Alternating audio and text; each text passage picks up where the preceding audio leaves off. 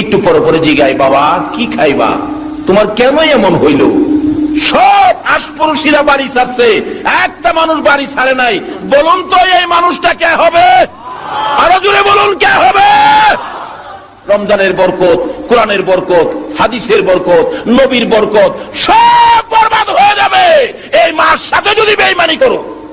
তিরমিজি শরীফের হাদিস, রমজান আসতেছে বরকত, রমজান আগ মুহূর্তে নবীজি জুমার নামাজের খুতবা দিবে, মিম্বরে উঠবে, প্রথম সিঁড়িতে পাও দিলেন, দাঁড়ায় গেলেন, চট করে বলে ফেললেন আমিন। দ্বিতীয় সিঁড়িতে পাও দিলেন, বলে ফেললেন আমিন। তৃতীয় সিঁড়িতে পাও দিলেন, বলে ফেললেন আমিন। সাহাবীরা বলেন, ইয়া রাসূলুল্লাহ, এই কথা তো কোনদিন কর নাই, আজকে কথা কোয়ার কারণ কি? কয়, শোনো, জিবরাইল আসছিল, জিবরাইল আমার কাছে খবর দিয়ে গেছে। কি খবর? আমার 3 কিসিমের উম্মতের জন্য আল্লাহর পক্ষ থেকে লানত জিবরাইল নিয়ে আসছে, আর আমি নবীরে বলছে আমিন লাগাইতে। হুজুর কার জন্য আমিন লাগাইছেন? আমার নবী কই, শোনো, আমিন লাগাইছি আন্তাজি উম্মতের জন্য নয়, যারা আমিনের উপযুক্ত। প্রথম নম্বরে জিবরাইল বলছে, ইয়া রাসূলুল্লাহ, এই মাহে রমজান, যে রমজানে একটা নেকি করলে 70টা নেকি দেয়, এক খতম কোরআন শরীফ পড়লে 70 খতমের নেকি দেয়, এভাবে বাজেট আল্লাহ করেছেন। এই রমজানে যার গুনাহ খাতা মাফ করাইতে পারছে না, তার উপরে আল্লাহর লানত নবীজি আমিন লাগাইছে। দ্বিতীয়, হুজুর মা বাবা যার দুনিয়াতে আছে, অথবা 2 জনের একজন আছে, মা বাবার খেদমত করে যারা আল্লাহর জান্নাত খরিদ করতে পারে নাই, তাদের উপরে আল্লাহর লানত।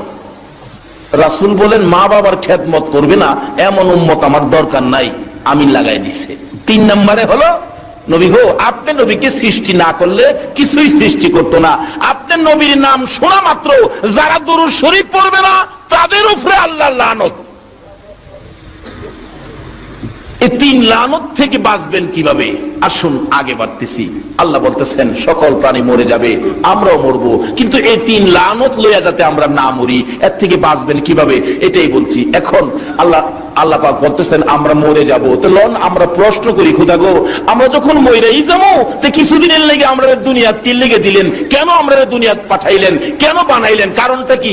দরকারটা কি ছিল? লন জিগাই, খোদা কোন দরকারে আমরা দুনিয়াত বানাইলেন? আমরা তো মরেই যাবো গা।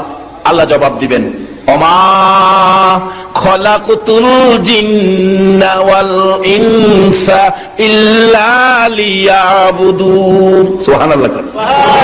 আমার আল্লাহ বলেন, আরে মানুষ, তোমাদেরকে কোন কারণে বানাইছি? মানুষ এবং জিন জাতিকে বানানোর একটাই হলো কারণ, সে কারণটা হলো তোমরা আমার ইবাদত করবে। বলুন কার ইবাদত? আরো জোরে কোন? আরে করেন তো না, স্বীকার করেন না, বলুন কার ইবাদত? আমার আল্লাহ বলেন, একটা কারণে তোমাদেরকে বানাইছি, আমার ইবাদত করবে, আর সকল মাখলুকাত করবে তোমাদের খেদমত। তোমরা খালি করবে আমার ইবাদত।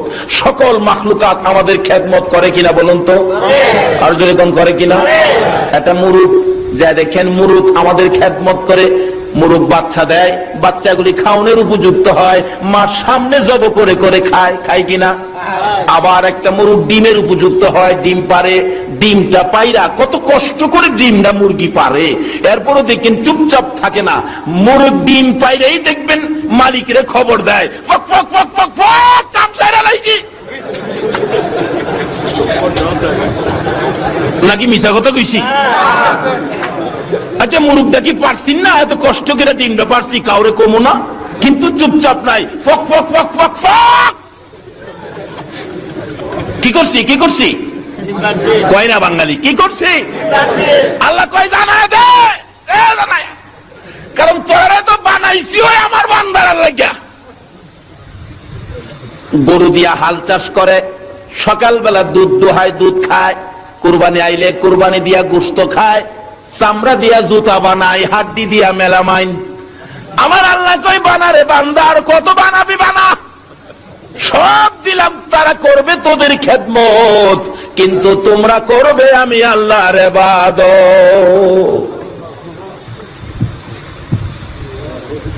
আমরা কি লেগে বানাইছে? চট্টগ্রামের মানুষ কি লেগে বানাইছে? আল্লাহর ইবাদতের লেগে। মরে যাওয়া লাগবো, নিশ্চিত থাকেন হইরা যাওয়া লাগবো। তার আগে বানাইছে ইবাদতের লেগিয়া, করি তো খালি নানান রাজনীতি ফাজনীতি, এই নীতি এই নীতি, নাই তো আসল নীতি, খালি রাজনীতি ফাজনীতি, এই নীতি আর এই নীতি, আসল নীতি একবারও নাই। যেটা লেগে বানাইছে এইটার খবর নাই।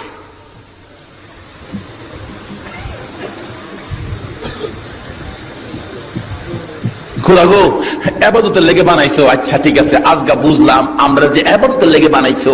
আচ্ছা আমরা ইবাদত করলে তুমি আমাদের কি দিবা? লন্না জিগাই, আল্লাহ ইবাদত করলে আমাদের কি দিবা? আল্লাহ কইতাছে ফাদখুলি ফি ইবাদি ওয়াদখুলি জান্নাতি। জোরে জোরে কোন সুবহানাল্লাহ। এইভাবে আর কোন নবীর উম্মতের সাথে আমার আল্লাহ কথা কয় না, আখিরি নবীর উম্মতের সাথে কথা কয়। কেন কথা কয়? আমার নবী উম্মতের ব্যথায় জীবনে সারা রাত কোনদিন ঘুমায় না। আমার নবী উম্মতের ব্যথায় জীবনে কোনদিন পেট ভরে খানা খায় না। আমার নবী উম্মতের ব্যথায় জীবনে কোনদিন ভালো পোশাক আমার নবী গায়ে দেয় না। মা আয়েশা সিদ্দিকা রাদিয়াল্লাহু তাআলা আনহা বলেন, আমি একদিন দেখি আমার নবী গভীর রাত্রে ঘুমের ঘরে উঠে বসে বসে তিন নবী কাঁদতেছে। পাশে বসে আছি, কি বলে প্রশ্ন করব ভয় পাইতেছি। হঠাৎ করে প্রশ্ন করে ফেললাম, ইয়া রাসূলুল্লাহ, এইভাবে তো কোনোদিন আপনাকে কাঁদতে দেখি নাই, এইভাবে কেন কাঁদতেছেন? হুজুর শুয়ে ঘুমান না, আমি আপনার মাথার মধ্যে হাত বোলাবো, আপনি ঘুমিয়ে থাকেন। আমার নবী শোয় না। মা এসে বলেন, ইয়া রাসূলুল্লাহ, এই বিছানায় শুইতে বুঝি কষ্ট হয়? শুধুমাত্র একটা খেজুর পাতার বিছানা। মাইশা বলেন, আমি মাঝে মাঝে দেখেছি আমার নবী ঘুম থেকে উঠলে শরীর মুবারকে চাটার দাগ দেখা যায়। মাইশা এই অবস্থা দেখে কোন কোন দিন একটু বিছানা নরম করে দিতেন। আমার নবী ঘুম থেকে উঠে বলতেন, আয়েশা রে, আজকে দিয়ে আমার ঘুম বেশি হয়ে গেছে, হুজুর বিছানাটা নরম করে দিলাম, চাটার দাগ আপনার শরীর মুবারকে দেখা যায়। আমার নবী চোখের পানি ছেড়ে দেয়, আয়েশা এইভাবে বিছানা নরম করে আমারে বেশি সময় ঘুম পাড়াইস না। এইভাবে যদি আমি নবী ঘুমায়া থাকি রে আয়েশা, আমার গুনাহগার উম্মতের নাজাতের কান্নায় আমি কোন সময় কাঁদবো? দয়ার নবী মায়ার নবীকে প্রশ্ন করলেন, মা আয়েশা সিদ্দিকা, ইয়া রাসূলুল্লাহ, এই খেজুর পাতার চাটার মধ্যে ঘুমাইতে বুঝি আপনার কষ্ট হয়, সেজন্য বুঝি কাঁদেন? আমার নবী বলেন, না রে আয়েশা, সেই জন্য নয়। হুজুর চামড়ার ব্যাগ, বালিশ, ভিতরে তুলা নাই, ফর্ম নাই, শুধুমাত্র কয়েকটা খেজুর পাতা, এর মধ্যে মাথা দিয়ে ঘুমাইতে বুঝি আপনার কষ্ট হয়, সেই জন্য বুঝি কাঁদেন? আমার নবী বলেন, না রে আয়েশা, সেই জন্য নয়। হুজুর গো, তাহলে বুঝিছি জীবনে কোনদিন বাবার মুখ দেখেন নাই, জীবনে কোনদিন বাবা কইয়া ডাকতে পারেন নাই, বাবার ব্যথা বুঝি মনে উঠেছে, বাবার জন্য বুঝি কাঁদেন? আমার নবী বলেন, না রে আয়েশা, সেই জন্য নয়। তাহলে বুঝিছি মায়ের কথা মনে হয়ে গেছে। হুজুর মায়ের জন্যই বুঝি কাঁদেন? আমার নবী বলেন, আয়েশা রে, বিছানার জন্য নয়, বালিশের জন্য নয়, বাবার জন্য নয়, মায়ের জন্য নয়, আমি কান্দি রে আয়েশা আমার গুনাহগার উম্মতের জন্য। আরে দয়ালো নবী, প্রেমের ছবি আর আসবে না জগতে। বলুন, দয়ালো নবী, প্রেমের ছবি আর আসবে না। হাসর দিনে উম্মত বিনে, হাসর দিনে উম্মত বিনে যাবে না নবীজি বেহেশতে। দয়ালো নবী, প্রেমের ছবি আর আসবে না জগতে। আমার দয়ালো নবী, প্রেমের ছবি আর আসবে না। 63 সাল জিন্দিগি কাছে বলে উম্মতি, 63 সাল জিন্দিগি কাছে বলে উম্মতি, এখনো কান্দে শুয়ে মদিনাতে, নবী এখনো কান্দে শুয়ে মদিনাতে, দয়ালো নবী প্রেমের ছবি আর আসবে না জগতে, আমার দয়ালো নবী প্রেমের ছবি আর আসবে না। আমার নবী এইভাবে উম্মতের ব্যথায় কাঁদতেন। আল্লাহ রাব্বুল আলামিন বলেন, বান্দারে ইবাদতের জন্য বানাইছি, লন্না জিগায় খোদা গো ইবাদত করলে আমরারে কি দিবা? আল্লাহ জবাব দিচ্ছে আখিরি নবীর উম্মতের সাথে, আর কারো সাথে এইভাবে জবাব দেয় নাই, ফাদখুলি ফি ইবাদি ওয়াদখুলি জান্নাতি। বান্দারে কথা দিলাম, তোমরা যদি আমার ইবাদতে ঢুকো, আমি তোমরারে আমার জান্নাতে ঢুকাবো। এটা কার কথা? যদি কোন না কার কথা? আল্লাহু আকবার। আল্লাহর কথা সত্য না মিথ্যা? আল্লাহ কথা দিছে আমরা ইবাদতে ঢুকলে আমরারে কই ঢুকাইবো? জান্নাতে। এখন ইবাদত করবেন কিভাবে? আচ্ছা কোন তো বাংলাদেশে ইসলাম কয় রকমের ইসলাম চলছে? এক রকম বলে, এটা হচ্ছে এক রকমের ইসলাম। কত ইসলামী দল বাংলাদেশে আসেনি? তখন কোন ইসলাম ইবাদত করলে বেহেশত নিব? কার কথাই যাইবেন, কার পক্ষে যাইবেন, কার কথা শুনবেন? কত মুফতি সাহেব ফতোয়া দিয়া এমনে নিতেছে গা, আরেক মুফতি ফতোয়া দিয়া হেমনে নিতেছে গা, আরেক মুফতি যাইতেছে গা হেমনে, আরেক মুফতি এমনে। কার কথা শুনবেন? আল্লাহ কয় বান্দারে হেরা যায় এটা করবো, এটা আমি আগেই জানি। এই জন্য কোরআন শরীফ ফয়সালা দিছে, অমাই ইউতির রাসূল ফাকাদ আতাল্লাহ, তোমরা আমার রাসূলের কথাগুলি মানো। কার কথা কয় না বাঙালি? কার কথা? কোরআন শরীফে আল্লাহ বলছে কার কথা মানতেন? আল্লাহ কয় তোমরা আমার রাসূলের কথা মানো। এই নবীর কথা মাইন্না যারা ইবাদত করব, ওই ইবাদতকারীকেই আমার জান্নাতে ঢুকামু, আর কারো কথা নয়। আল্লাহু আকবার। নবীর কথা মানবে যারা হবে জান্নাতি, কোন নবীর কথা মানবে যারা হবে জান্নাতি, না মানিয়া আবু জাহেল হইল দুজুকি, না মানিয়া আবু জাহেল হইল দুজুকি। এই নবীর কথা মানলে ইবাদত করলে জান্নাতি, না মানলে দুজুকি। মানলে আবু বকর, না মানলে আবু জাহেল। আপনারা কি আবু বকর হবেন না আবু জাহেল হবেন? নবীর কথা মাইন্না না না মাইন্না? যারা নবীর কথা মানতো বাস্তবে। শুন, আপনাদের চন্দনাইশ থানা, আপনাদের চন্দনাইশ থানা, সৈয়দ বাজার, এই এরকম লোক মক্কা মদিনায় আছে না? তারা কিভাবে মানতো? হাদিস শরীফে আসছে মদিনার ঘটনা। একজন সাহাবী নবীজির খুব কালো ছিল। কালোর আরবি হলো আসওয়াদ। কালোর আরবি আসওয়াদ। নবীজি একদিন ডাহে, আসওয়াদ এদিকে তুমি বিয়ে করবা? কালা মিয়া কয়, হুজুর আমি যে কালার কালা, আমার কাছে কেউ বিয়া দেয় না, আমাদের দেখলে দৌড়ে। রাসূল বলেন তুমি বিয়ে করবানি? হুজুর করতে তো মন চায়। কথায় তোমার বিয়ের ব্যবস্থা আমি করব। যারা নবীর কথা মানে তাদের পক্ষে নবী থাকবে কিনা কোন তো? তোমার বিয়ের ব্যবস্থা আমি করব। চিঠি লিখছে কালা আসওয়াদ জি। এই চিঠিটা মদিনার বড় বাড়িটা আছে না, মদিনার বড় বাড়িটা, জি মদিনার বড় বাড়ির মালিকের হাতে নিয়ে গেছে। মদিনার বড় বাড়ির মালিকের সামনে গিয়ে ডাক দিছে, আসসালামু আলাইকুম চাচা। কি কর? এক মুসলমান আর এক মুসলমানকে দেখলে কি কইতে হয়? অঙ্ক সালামই নাই। অন দেখতে কয় গুড মর্নিং, আর হেমেদা কয় গুড নাইট। অথচ নবী বলছে আমার উম্মতের মধ্যে ওই ব্যক্তি উত্তম নাম্বার 1 উম্মত হবে যে আগে সালাম দেয়, যে আগে। আরে একটা আমল করো না নবীর সাথে লইয়া জান্নাতে যাইতে গেলে, একটা আমল। আল্লাহ কইছে নবীর কথা মানতে। Good morning, good night. আল্লাহ কয় যারা গুড গুড কয় তাহলে দেখে রাখিস, কবরে গেলে ও ফেরেশতারা বাইরে গুড়া বানায় লেবি।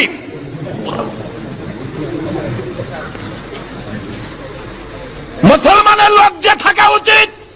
যারা গুড মর্নিং গুড নাইট শিখাইছে তারাই আজকে মুসলমানদের কলিজার মধ্যে গুলি করে মারতেছে। আজ থেকে কসম খাও যদি নবীর সাফায়েত সহ জান্নাতে যেতে চাও, জীবনে আর কোনোদিন এই মুখ থেকে গুড মর্নিং আর গুড নাইট বাহির করব না। যদি এই কসম খেয়ে গুড মর্নিং গুড নাইট বন্ধ করতে পারো, আল্লাহর কসম পুলসিরাতের কিনারে রাসূল তোমার জন্য বসে থাকবে।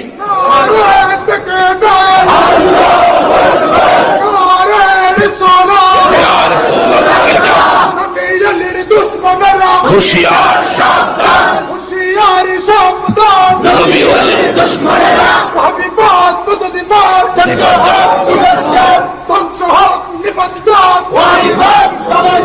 মাশাআল্লাহ মাশাআল্লাহ। আসুন আগে বাড়ি, খালি মুখে মুখে নয়, আজকের থেকে আমরা আমলে যাব, কি বলেন ঠিক কিনা?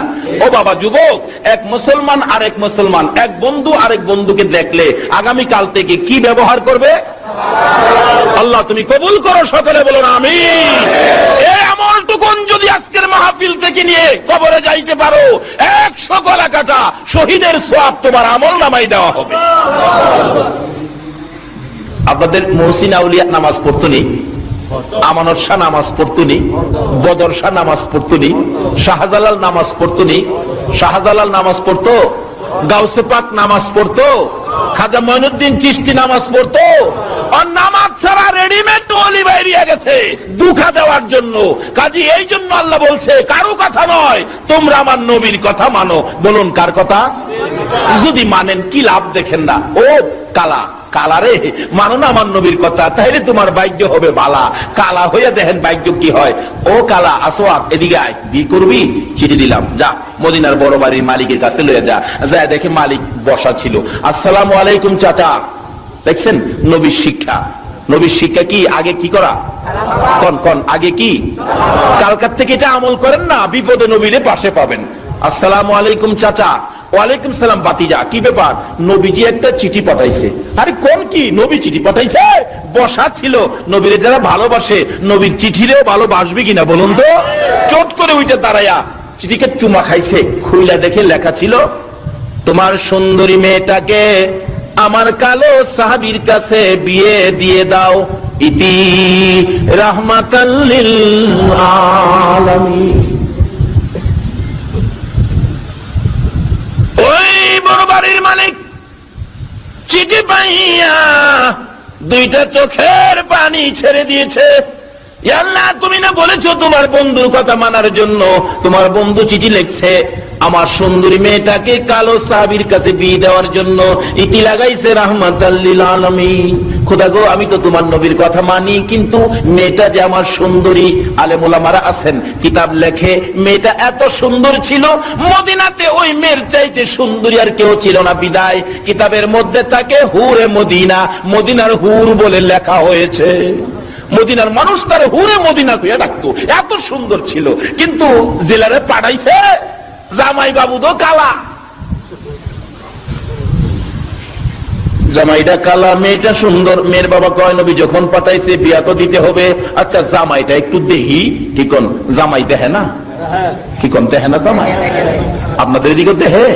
আমাদের এদিকে জামাই দেখতেছে মানুষ আইছে, জামাইরে কে জানি শিহাইছে, তোরে যাই কয় সবকিছু বাড়ায়া বাড়ায়া কইস। জিগাইছে জামাই আপনারা কয় ভাই? আসিন 5 ভাই কো 7 ভাই। জামাই জমি জামা কেমন আছে? আসিন 5 কানি কয় 11 কানি। বাড়ির গড় আছিল 3টা। জিগাই গড় কয়টা আপনাদের? ক 5টা। 3টা গড় 5টা কয়ে বসছে মানুষের দেহে। এটা কইতে কইতে জামাই একটু কাশি মারছে। মেয়ের পক্ষের একজন কয় জামাই আপনার কি সর্দি? কয় না আমার জক্কা। ঠিক যেই বাড়া বাড়াইতেছে বিয়া আছে কফলা।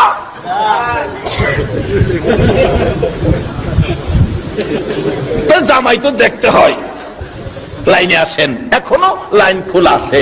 এই দেশ ছাড়তে হবে, এই পোশাক খুলতে হবে, সাদা পোশাক পরতে হবে, কবর দেশে শুইতে হবে, মাটির সাথে মিশতে হবে। আমাদের আগে যারা আসছিল কবরে যায় দেখেন কবরের মাটি ভাঙ্গা গর্ত হয়ে গেছে, কিচ্ছু নাই। আমরাও একদিন এইভাবে কবরের মাটি ভেঙ্গে মাটির সাথে মিশে যাব। তার আগে আসুন নবীর কথা মানি। বলুন কার কথা? ডাকতেছে নবী, চিঠি নিয়ে গেছে। জামাই দেখবো তো সুন্দরী মেয়ের বাবা জামাইটা দেখে কেমন কালা, জামাইয়ের পাই চায়া দেহে জাহাজ মার্কা আলকাতরা। হাই হাই, এত কালো, আমার মেয়েটা রাজি হয় কিনা, আমার 15 মিনিট আগে ইঙ্গিত দিবেন, রাজি হয় কিনা। ডাকতেছে, কালামিয়া, আসওয়াত জি, আপনি এখন যান, আমি পরে মেয়ের সাথে পরামর্শ করে আপনাকে জানাবো। আচ্ছা বলুন তো, এই কথায় কি বোঝা যায়, বিয়াটা হইব? কালা তো জাগা, হুজুর কইছিলাম না, কাম হইতো না, হইতো না।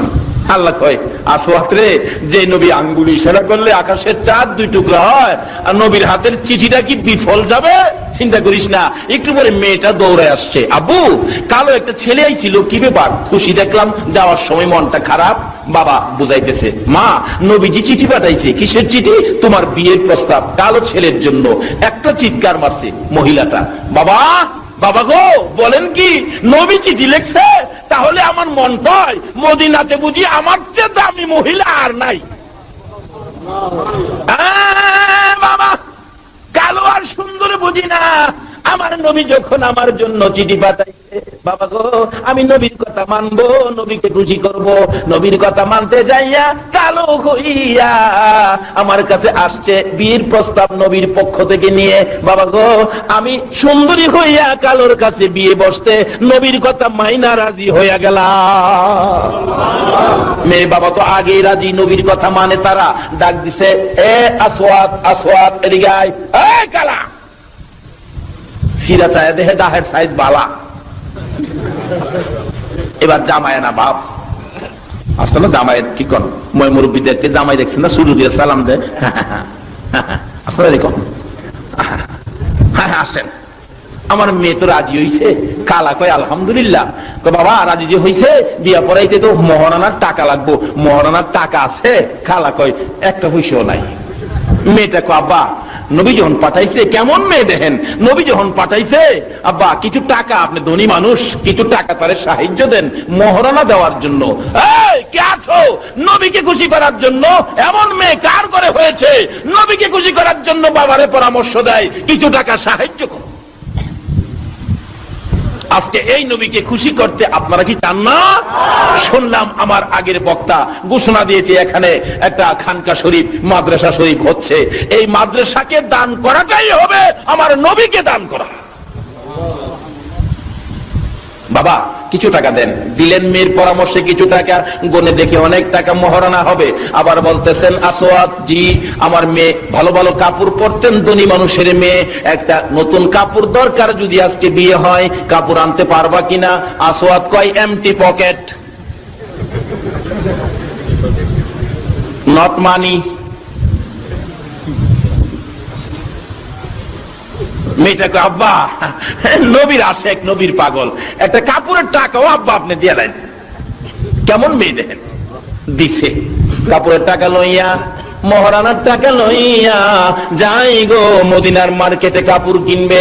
দোকানদার কাপড় দে, আমার ভাগ্য ভালো রে, আমি নবীর কথা মাইনা নবীর পক্ষে থাইকা আজকে কালো হইয়া সুন্দরী মেয়ে বিয়ে করবো।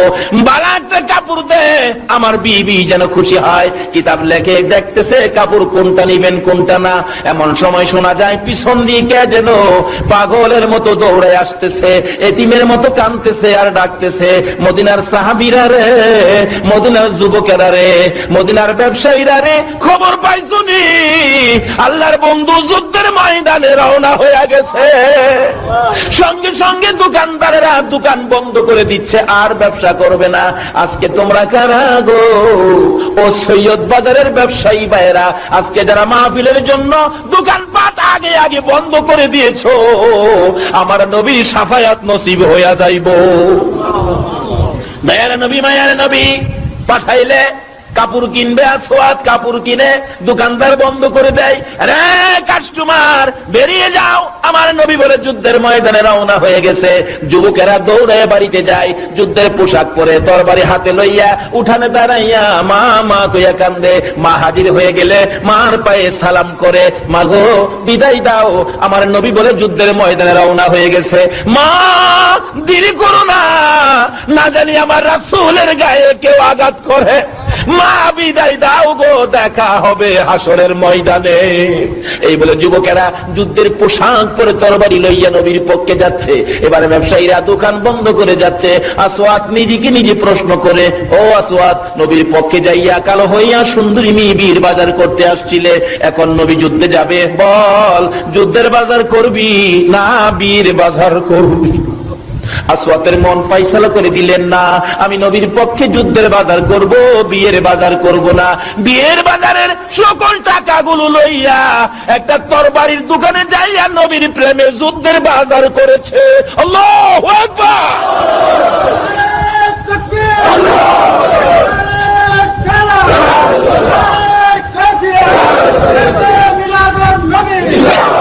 বলতেছিলাম মানো না আমার সেই নবীর কথা। মানার জন্য বলছে, আমার আল্লাহ যদি জান্নাতে যেতে চাও, এবার প্রথম ভাবেই দেখো জান্নাত কিভাবে আসে। আসওয়াদ একটা তরবারি কিনে যুদ্ধের বাজার করে বিয়ের বাজারে টাকা দিয়ে সুন্দরী মেয়ে বসে আছে, আসওয়াদের বিবি হবে। আসওয়াদ সুন্দরী মেয়ের দিকে তাকায় না, আমার নবীর ভালোবাসা লইয়া বিয়ের বাজারে টাকা দিয়া যুদ্ধের বাজার করে পিছে পিছে যাইতেছে। আমার নবীর পক্ষে, নবীর কথা মানে, নবীকে ভালোবাসে, যুদ্ধের বাজার করে গো, বিয়ের বাজারে টাকা দিয়ে যুদ্ধের বাজার করে তরবারি সহ যুদ্ধের ময়দানে উপস্থিত। যুদ্ধ শুরু হয়ে যায়। যুদ্ধ করতে করতে নবীর আশেক আসওয়াদ শহীদ হইয়া যায়। যে যুদ্ধে 70 জন সাহাবা শহীদ হয়েছিলেন, আমার নবী নিজেও ব্যথায় ব্যথিত হয়েছে। যুদ্ধ থেমে গেলে নবীজি ডাকতেছেন, সাহাবীরা রে, গলা কাটা, মাথা ফাটা, কলিজা বাহির হইয়াছে রে, আমি আর সহ্য করতে পারি না রে সাহাবীরা, দে দে আমার আদরের শহীদদেরকে তোরা দাফন করে দে। আল্লাহু আকবার। আমার নবী বলেন, সহ্য করতে পারি না, দে দে দাফন করে দে। শর্ত হলো গোসল করাইস না, কাফনও পরাইস না রে। রক্ত মাখা অবস্থায় হাসরের ময়দানে আমি নবী আল্লাহর আরশের কিনারে লইয়া দাঁড়াইব।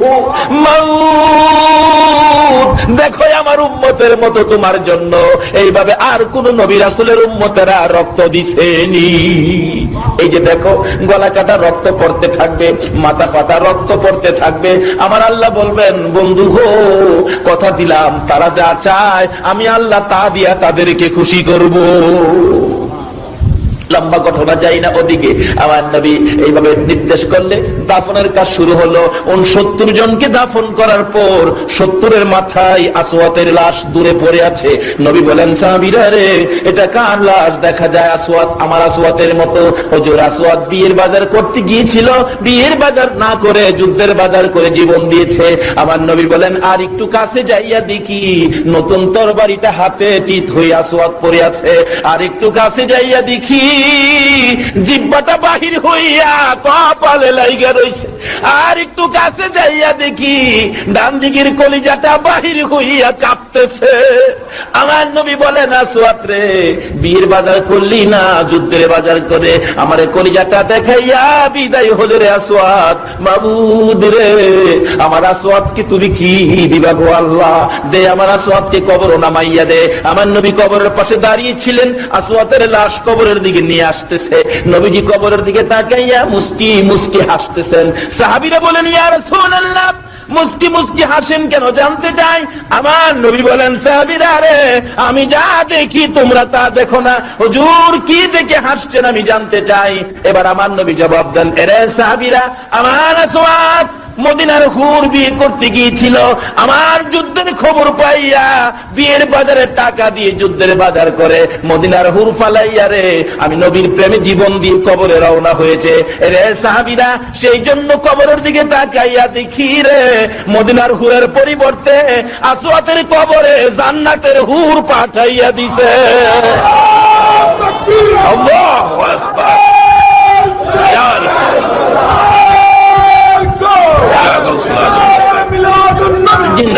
আসল সংক্ষেপ আলোচনা শেষ করে দিলাম। এই নবীর কথা মানলে এইভাবে কবর থেকেই জান্নাতের পুরস্কার শুরু হবে। আল্লাহ বলছে, জান্নাতে যাইতে গেলে তোমরা আমার নবীর কথা মানো।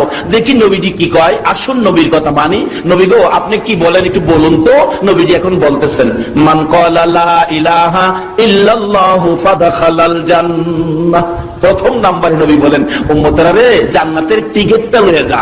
জান্নাতের টিকেট, মান ক্বালা লা ইলাহা ইল্লাল্লাহ